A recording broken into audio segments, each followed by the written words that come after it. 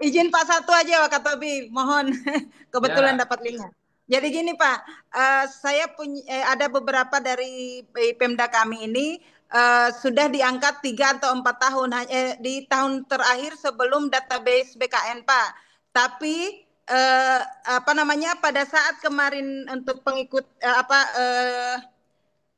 untuk ujian P3K mereka memilihnya ke PNS sehingga apakah ini masih bisa kami apa namanya terima sebagai P3K paruh waktu atau bagaimana Pak? Karena mereka sudah bekerja lebih dari 3 tahun hanya karena memilih CPNS dan tidak terdatabase di BKN. Terima baik. kasih Pak. Prinsipnya bagi tenaga honorer sebelumnya, kalau lolos P3K atau PNS, jadilah dia P3K atau jadi PNS. Yang tidak lolos jadi P3K paruh waktu. Nah, jadi sekali lagi saya garis bawahi, tidak ada pemutusan hubungan kerja atau Baik, pemberhentian baik. pemecatan. Ya, lanjut Baik, terus. baik. Ya, pantang Oke. mundur.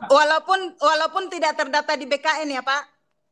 Silakan, yang penting SK-nya bisa dibuktikan bahwa dia Baik, siap diangkat Pak. sebelum Oktober 2023. Oke, baik. Iya. Terima kasih, Pak. Terima Oke, kasih. ini apa nih? Penanya transfer ini. Transfer dari Terima kasih sudah diterima, Pak. Oke. Ini Pak dari Padang Lawas. Oke, silakan pesisir selatan. Oke, baik Pak, kami langsung saja. Langsung aja, Pak. Di Undang-Undang 20 2023 kan berlaku 3 Oktober Pak. Kemudian sekarang seleksi P3K dan diminta itu 2 tahun. Akhirnya ada rentang waktu antara Oktober sama Januari 2023. Nah, apabila seleksi administratif mengatakan yang lowong antara Januari sama 2023 ini tidak memenuhi syarat, artinya ada beberapa pegawai honor yang tidak bisa mengikuti SP3K. Nah, kondisi yang seperti ini gimana Pak?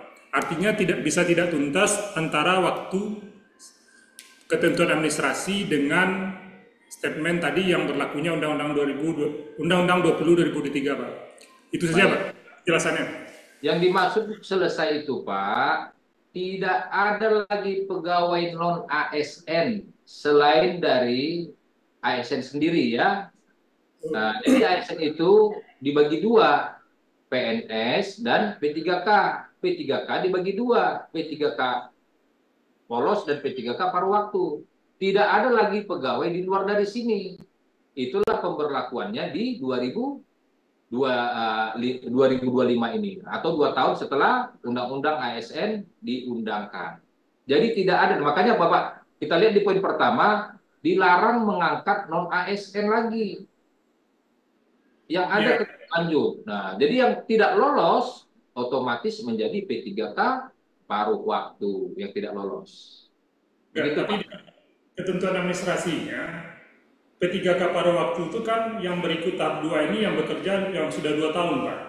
Tetapi apabila menyikapi surat yang terakhir berlakunya Undang-Undang ASN 20 2023 itu adalah 3 Oktober, itu mengakibatkan ada pegawai honorer yang range waktunya Januari dengan Oktober itu yang tidak lolos administrasi, tetapi dia dari sisi undang-undangnya masih bisa menerima honor, menerima Baik, Pak. Nah, ini sekali lagi saya garis bawahi yang semenjak Undang-Undang ASN atau Oktober 2023 tidak boleh ada lagi pengangkatan honorer atau sebutan lainnya, THL ya, Honda ya. Nah, tidak ada lagi Pak, semua di stop semenjak Oktober 2023. Masalah tahapan proses segala macam itu saya katakan tadi, kami dari Kemendagri tidak masuk ke ranah situ. Kami hanya dari aspek keuangannya saja, Pak. Ya, prinsipnya tetap lanjut. Yang lolos P3K silakan diangkat P3K. Yang tidak lolos itulah menjadi P3K paruh waktu. Begitu Pak, kira-kira Pak. Ya, baik Aceh. Bung, Hafiz. izin Pak, Ya, izin Pak menambahkan ya silakan Lampung Utara. perihal ini Pak, mereka yang P3K sudah diterima, apakah masih tetap dibayarkan jasanya Pak? P3K. Apakah mereka diberhentikan sampai menerima SK seperti CPNS Pak? Tetap Sampai lanjut, Pak. Jadi sekarang ini belanja jasa, misalnya nanti di bulan 6 sudah ada SK-nya, ya, berarti bulan 6 gajinya sebagai gaji P3K atau gajinya sebagai P3K paruh waktu. Untuk yang saat ini lanjut terus, ya, tidak ada pemberhentian atau pemutusan hubungan kerja, lanjut terus, Pak, ya. Oke, silakan dari Lebong. Dari Aceh Utara, Pak. Lebong Pak, izin Pak. Kami dari Badan Keuangan Daerah Kabupaten Lebong, ya, Pak. Jadi terkait dengan penganggaran ini, Pak, pada surat Mendagri yang terakhir tanggal 16 Januari itu menyatakan bahwa kalau tidak tersedia anggarannya boleh diambil dari BTT. Ya. Nah, seandainya BTT juga tidak mencukupi, boleh menggunakan dana dari hasil penjadwalan ulang, capaian dan kegiatan lainnya, serta pengeluaran pembiayaan. Ya. Ini kita tidak perlu lagi mengambil anggaran atau program kegiatan yang sebelumnya kita pindahkan ke BTT, kemudian dari BTT itu kita kembalikan lagi ke untuk gaji P3K. Baik. Bisa langsung enggak, Pak? Maksudnya dari program kegiatan itu langsung ke P3K gitu, Pak. Baik, saya paham, Pak. Jawabannya tidak bisa, Pak. Harus ada dua perkada, Pak. Perkada pertama mengisi ulang BTT, perkada yang kedua menyalurkan dari BTT ini ke masing-masing SKPD sesuai dengan kebutuhannya. Jadi maksudnya pertanyaan beliau ini, misalnya BTT-nya yang ada 2 miliar. Ternyata akibat pengangkatan terkait dengan surat edaran tersebut, kebutuhannya menjadi 5 miliar. Kuranglah 3 miliar. Bagaimana? Langkah pertama adalah diisi ulang dulu BTT-nya. Dari mana? Dari program kegiatan, subkegiatan yang tidak prioritas. Diisi ulang sampai terpenuhi 5M. Nah, begitu 5M terpenuhi, baru dibuat lagi pergeseran anggaran, menggeser dari BTT ke masing-masing program kegiatan atau SKPD sesuai dengan kebutuhan yang pada saat diajukan RKB tersebut.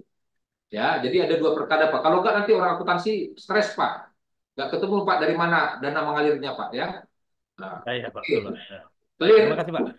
Oke, saya rasa demikian. Ini waktu Dari Aceh Utara, Pak. Izin, Satu lagi Pak, ya, Pak. Wakatobi, Izin, izin, Pak. Pak.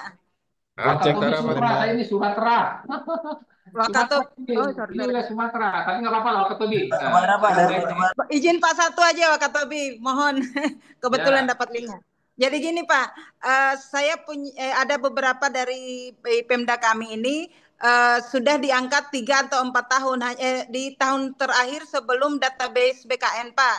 Tapi apa namanya pada saat kemarin untuk pengikut untuk ujian P3K mereka memilihnya ke PNS, sehingga apakah ini masih bisa kami terima sebagai P3K paruh waktu atau bagaimana Pak? Karena mereka sudah bekerja lebih dari 3 tahun hanya karena memilih CPNS dan tidak terdatabase di BKN. Baik. Terima kasih Pak. Prinsipnya bagi tenaga honorer sebelumnya, kalau lolos P3K atau PNS, jadilah dia P3K atau jadi PNS. Yang tidak lolos jadi P3K paruh waktu. Nah, jadi sekali lagi saya garis bawahi, tidak ada pemutusan hubungan kerja atau pemberhentian pemecatan. Ya, lanjut terus. Ya. Oke. Walaupun tidak terdata di BKN ya Pak.